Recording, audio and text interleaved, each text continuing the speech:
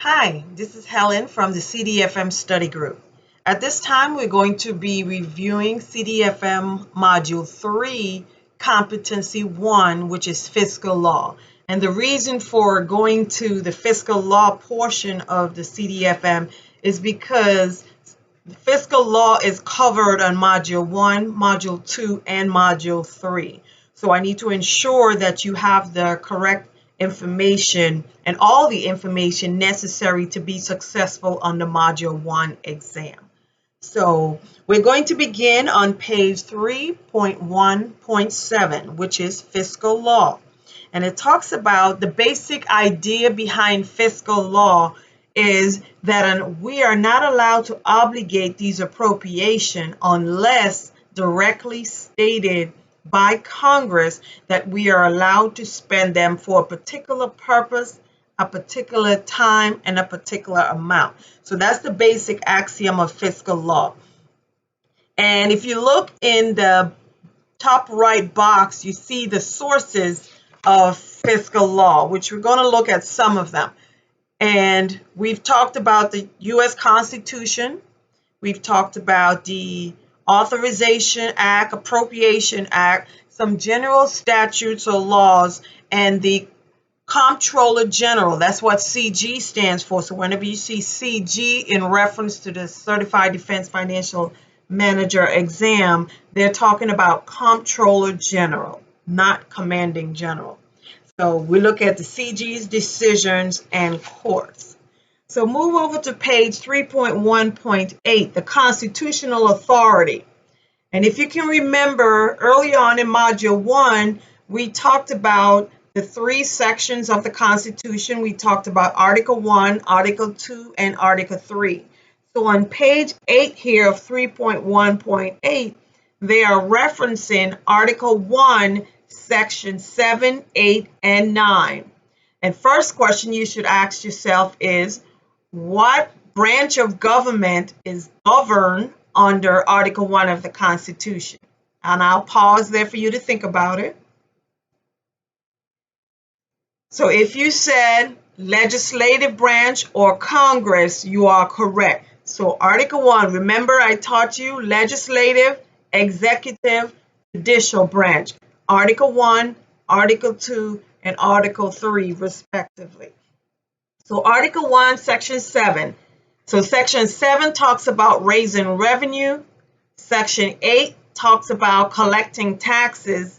And Section 9 of the Article 1 talks about the idea that we cannot get any money out of the Treasury unless there is an appropriation law by Congress. So if you read through it, that's the basic idea behind Section 7, 8, and 9. Raise revenue, collect taxes, and no money can be drawn out the Treasury unless you have an appropriation law stated. I think that was last session. We talked about the GAO Green Book when we talked about management responsibility for internal control. Well, if you look 3.1.8 at the bottom, you see now we're talking about appropriations law. The GAO Red Book talks about appropriations law. So now you've learned about the Green Book and the Red Book. And there's another book, which is the Yellow Book, which deals with auditing. So for this purpose, we're talking about the Red Book. So those are sources as far as information that we can find out about the proper use of the appropriations. So the GAO, as mentioned, the Government Accountability Office, is an independent auditing agency that works directly for Congress to ensure that we utilize the resources, the appropriations, according to the standards and rules established by Congress. So they are checks and balances to make sure that we are adhering to those rules. So the Red Book has specific and general laws associated with this, and you can read through page 8. Page 9 talks about some more laws. There's a chart on page 10, and for our purposes, we're going to take it over to 3.1.12, which talks about fund certification. And the majority of us should already be familiar with the certification process and the types of responsibility we have when we certify funding. So we have either you are a fiduciary certifier or pecuniary certifier. So fiduciary is when you certify fiduciary, you're basically saying that, yes, this is the correct appropriation, correct purpose, time, and amount. Pecuniary, on the other hand, is specific to the dollar amount. And if you read through both, you will see pecuniary responsibility talks about the actual control of funds. Fiduciary is typically the paperwork validating, yes, that's the right appropriation you're trying to use. And pecuniary, F comes before P, fiduciary, pecuniary, is when you're actually responsible for dispersing the funds. So if you work at the Treasury Department, if you are a cashier, dispersing officer, and you are responsible for directly distributing these funds or collecting funds, then you have pecuniary liability.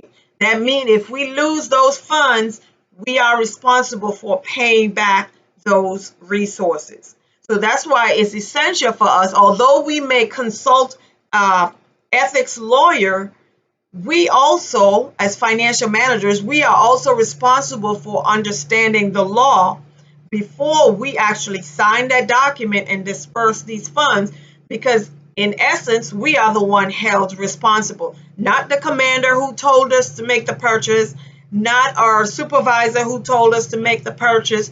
We are ultimately responsible for the decisions that we make, that we sign off on.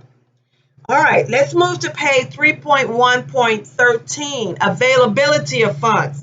And we talked about appropriations having specific purpose, time, and amount. And so we're going to look at the laws and the ADA violation. So the Anti-Deficiency Act law, 31 U.S. Code, that governs purpose, time, and amount. So if you look on the top of page 13, you see that they're either covered in section 13 or section 15. So purpose is 31 U.S. Code 1301. And we're going to look at these in depth. But it's good to look at the chart, memorize them, learn them from the chart, and then go back to the rest of the pages to learn the actual description and purposes of these purpose, time, and amount instructions. So purpose is 1301, time is 1502, and amount has three of them, which is 1341, 1342, and 1517. So those are the 31 U.S. Code, meaning the laws directly associated with purpose, 1301, time, 1502, amount, 1341, 1342, and 1517. So availability of funds on page 13, at the bottom there, it's talking about we have annual authority, and we've talked about this in numerous cases. Multi-year, so your annual appropriations, which is your O&M and your MILPERS, military pay. Multi-year, RDT&E, your procurement, military constructions, or your working capital funds, which are no-year authority, meaning they don't expire. You just continuously revolve those amounts. All right, so purpose is on page 3.1.14. Again, that's the description of the purpose of a particular appropriation, and it says verbatim, appropriation shall be applied only to the objects for which the appropriations were made, except as otherwise prohibited by law. So by law, whatever the description of that appropriation's use is, that's what we can use them for, unless we have a subsequent law or rule from Congress that says that overrides the original purpose. So purpose, we said again, was 31 U.S. Code 1301. On page 15 talks about general operating expenses. We have some general things that we do on a day-to-day basis. We do training, we do TDY travels, we pay postage, books, periodical. So those are listed on page 15. General operating expenses that means that their purpose is in general in nature, such as O&M, operation and maintenance. So whatever you need for your training while stateside training operation, if it can be considered training, it's general in nature. On the other hand, on page 3.1.16, we have specific purpose authorities. That means some of these appropriation we are given has specific purpose. That means you can only use it for what it states. And so we have to ensure that when we get our funding, that we know exactly what the appropriations are and what the restrictions are on those appropriations. So you can read through the specifics. And it says the sources of our spending restriction. Where do we get those restrictions? Well, it's either listed in when Congress appropriates, the Appropriation Act, the Authorization Act, or if the GAO, the head of the GAO is the Comptroller General. So if the GAO CG, Comptroller General, issues a specific directive towards the purpose of an appropriation. So we have to know what those purposes are. So on page 3.1.17, now it talks about, on the purpose still, we look at necessary expense. So when we're considering the purpose of an appropriation, we also have to conduct a three-part test. These are questions that we have to answer before we can spend or expend or obligate those funds. So the necessary expense rule is at the bottom. So the first one, we need to look and see whatever we're trying to purchase must bear a logical relationship with the appropriation that we're trying to use. Makes sense, right? Same purpose, same appropriation, no issues. A logical relationship. The expenditure, number 2, must not be prohibited by law. So if we already had a law that says we cannot use this appropriation to buy copy machine, we cannot then say, well, it's a general purpose and I need copy machines, so I'm going to use my O&M funds. If you already had a law or a policy that states that you cannot make that purchase. So you must ask yourself, is that expenditure prohibited by some other law? Number 3, the expenditure must not be otherwise available. So we cannot just automatically go buy things just because we can. For instance, if you're going to buy computers, we can probably get a contract, we can probably use the government purchase card, but first we need to check with our G6 personnel or IMO folks to see if those computers are purchased by the G6 within their normal supply channels. So 3-part test for purpose, logical relationship to the appropriation and the expense, must not be otherwise prohibited by law, and must not be otherwise prohibited or provided by some other funding measures. So make sure you know those 3 for the necessary expense doctrine. That's on the purpose. So again, purpose, 31 U.S. Code 1301. Now on page 3.1.18, we see the time. Time is measured and discussed in 31 U.S. Code 1502. It says, the balance of a fixed term appropriation is available only for payment of expenses properly incurred during the period of availability. So as we know as resource managers, financial managers, that each of the appropriation we receive has limitation, timeline. Either it's an annual or 1-year appropriation, such as O&M and MILPER. It's an RDT&E, research development and evaluation, which is a 2-year appropriation. Procurement, which is a 3-year appropriation. military construction, shipbuilding, Navy, those are 5-year appropriation, or as we mentioned, the no year. So they all have time limits. So 31 U.S. Code 1502, time. Now with time, another thing we have to assess is apply the bona fide needs rule. So when we have to make an expense or make a purchase, we have to ask ourselves, one, what type of appropriation, so purpose, and time. Well, is that purpose covered under a 1 year, 2 year, and so forth, multi-year appropriation? So the bona fide need rule basically says on page 19, when you read through it, current year needs, use current year appropriation. So if I know that I need something January next year, I cannot then take let's say we're in FY17. I can't take FY17 funding to make a purchase for a FY18 bill. Of course, there are exceptions. This is what we're going to look at. But the exception is, let's say the contract begins early in October. I cannot necessarily make that purchase, but I can begin the contracting process. Another exception is, let's say we have to buy paper, and we know that we're going to need a lot of paper early on in October to complete our job.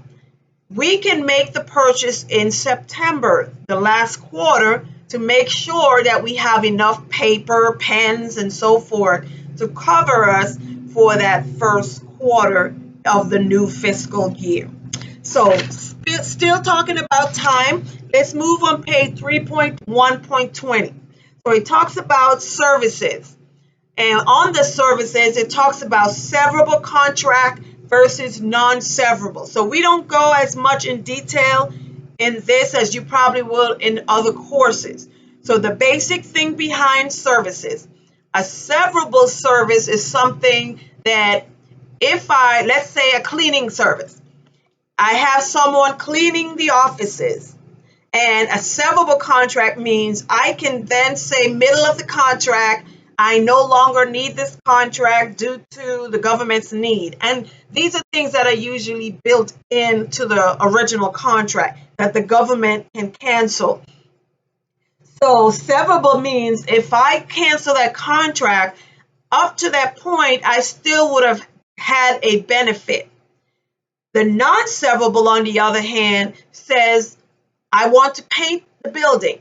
If I start to paint one side of the building green, I have to complete the whole building to get a good product. So that's just an example. If the parking lot needs to be paved, it's rocky all over, and I only contract to pave half the parking lot, it's not effective, it's not beneficial unless I conduct and complete the full parking lot. So just to kind of give you some examples.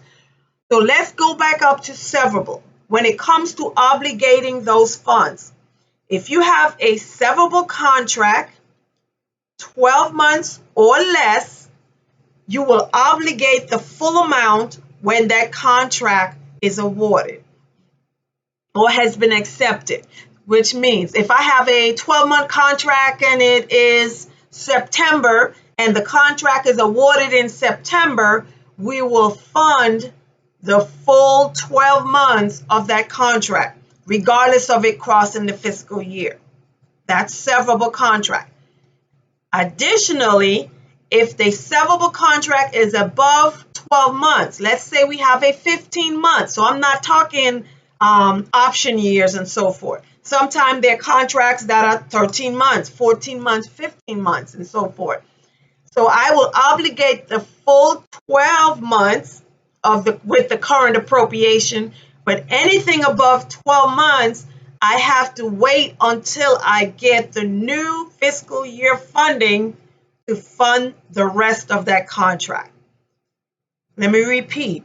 Severable contract, 13 months or less, or you can say 13 months or more, I will obligate the full 12 months, and anything above 12 months, I have to wait until the new appropriation has been awarded.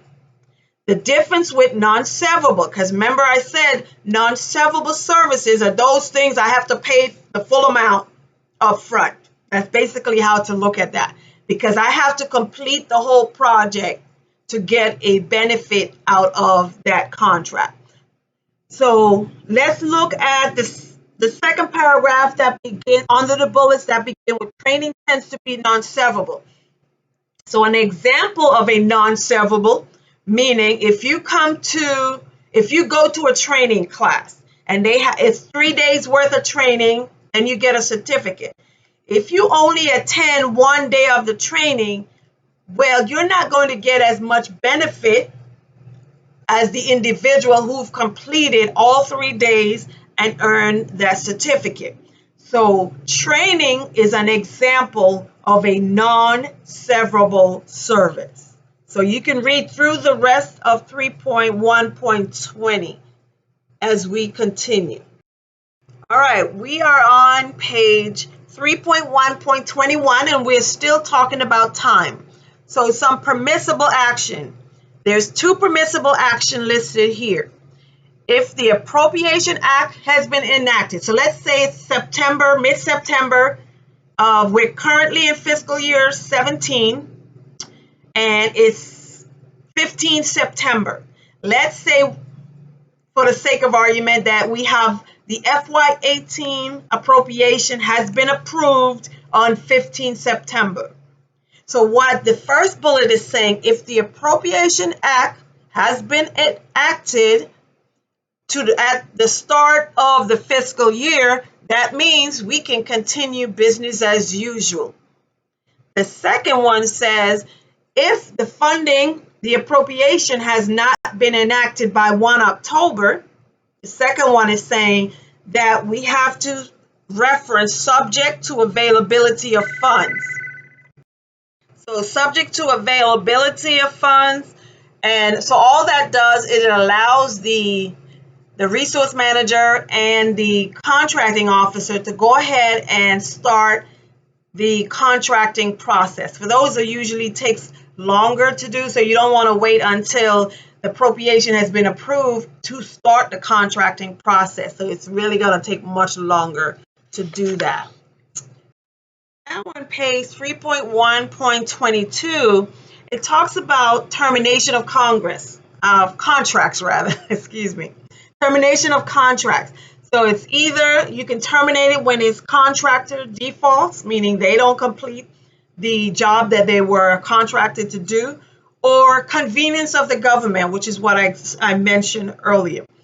So the bottom line, contractor default, is let's say we have a contract for cleaning service, and we notice the COR, contracting officer representative, notice and annotates that contractor has not been cleaning taking out the trash, sweeping, mopping, whatever it is that they were required to do on a continuous basis. So they get with the contracting officer, and then that vendor, that contractor, may be fired or terminated, but they have to be paid for the job that they've completed up to that point. So what typically happens is whatever funding is left on that contract is then used to get a second contractor to complete that year or whatever it is that time frame is left.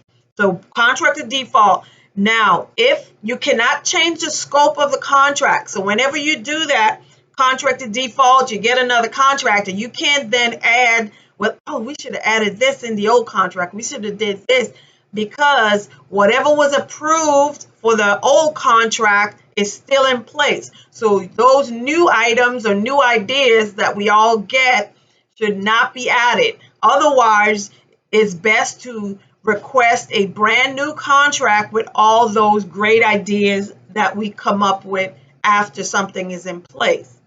And remember, we cannot ask those contractors to do anything outside of what's in that contract.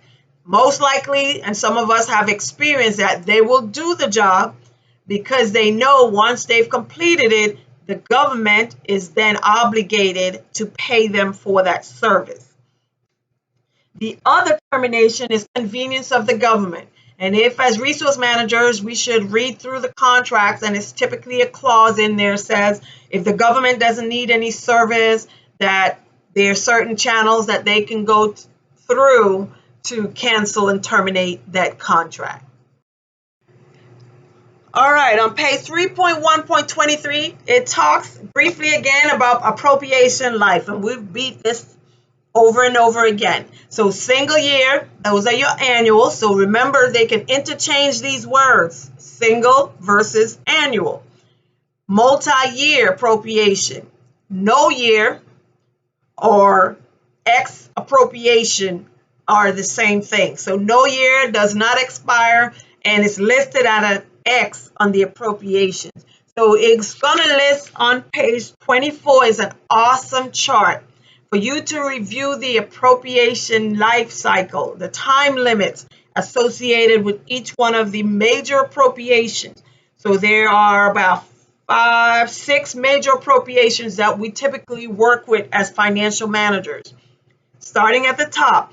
So what you need to do with this chart on page 24, MILPERS, you see that's an annual appropriation on the far right, but it's also considered to be an expense type.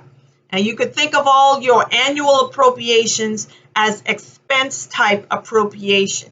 So your MILPERS, military personnel, your O&M, so don't say MPA because that's only associated with active Army. And the reserve have their own, and National Guard. So what you want to say is MILPERS. So it covers military personnel in all the services. O&M, operation and maintenance, is also an annual, single year, 1 year appropriation. And it is also an expense. So you know the first two, MILPERS and O&M, annual 1 year appropriation, are expense type account. The RDT&E should be an easy one. Research, development, test and evaluation. 2 year appropriation. That means once we are appropriated those funds, you have 2 years to spend them. That's the time limit on them. Procurement. And there are different types of procurement. So you want to say procurement. And this particular procurement excludes the shipbuilding procurement, which is covered next. So procurement are 3 year appropriations.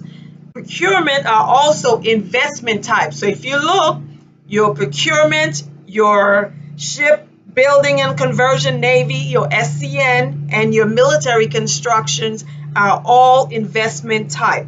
So the SCN and MILCON are 5 years, and they are investment type. So again, recap, MILPERS, O&M, 1 year, expense type. RDT&E, 2 years. Procurement, 3 years, investment type. Shipbuilding conversion, Navy, SCN, 5 years, investment. MILCON, 5 years, investment. This chart, you need to know it back to front, top to the bottom. Best to learn it in order because it's easier to remember. 1 year, 2 year, 3 year, 5 years. All right, and then on page 25, it talks a little bit about the working capital fund. So whenever you hear no year appropriations, that is synonymous with the working capital fund. And it mentions in that first paragraph, the primary no year appropriation used in the Department of Defense is the Defense Working Capital Fund. So those big depots that make the vehicles and other weapon parts, those operate on the Working Capital Fund. No year appropriations are available without the fiscal year constraints on it. So they, like I said, always revolving. However, there are restrictions placed on them. The working capital funds, and let's see if it mentions on the next page. Nope, it doesn't go in depth. So it also mentioned that until the appropriation is finally closed. So because no year appropriations are available, I'm reading the first paragraph, until fully expended, and obligations against that appropriation may legally occur until the appropriation is finally closed. The bona fide need does not apply to no year appropriation, because it makes sense. If it's no year, that means fiscal year doesn't matter. It's always revolving. And another example of a no year other than the Defense Working Capital Fund is like your commissary. Your commissary takes their money, buy the food item, put them on the shelf.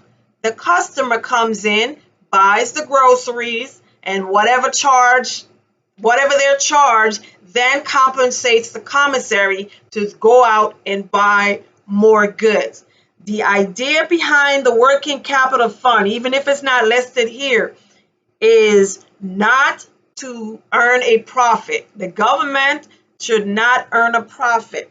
So they typically list all the prices for whatever the job is. DFAS is another one that's a working capital fund, because they charge, if you turn in a travel voucher, a manual travel voucher, DFAS charges to complete that travel voucher. So it's a revolving. So they have to continuously each year adjust their costs to ensure that it does not continuously show that it looks like they're making a profit. So ideally, in the commercial world, in 1 year, they might make a profit, but in the second year, they need to show that they've reduced their costs to adjust to inflation, to adjust with whatever else is going on in the economy, so as not to appear to make a profit. So there are two reasons why no year appropriations can be canceled or closed. Those two bullets are listed on 3.1.25. The head of the agency concerned or the president determines that the purpose for which the appropriation was made have been carried out. That means you served your purpose with that particular working capital fund or no year appropriation, so you can close it.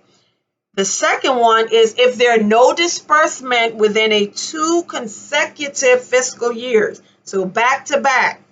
So if they have no obligations 1 year, then obligation the second year, no obligation the third year, by reading that last bullet, it tells me that you cannot close that no year account, because you have to have 2 consecutive years of no obligations.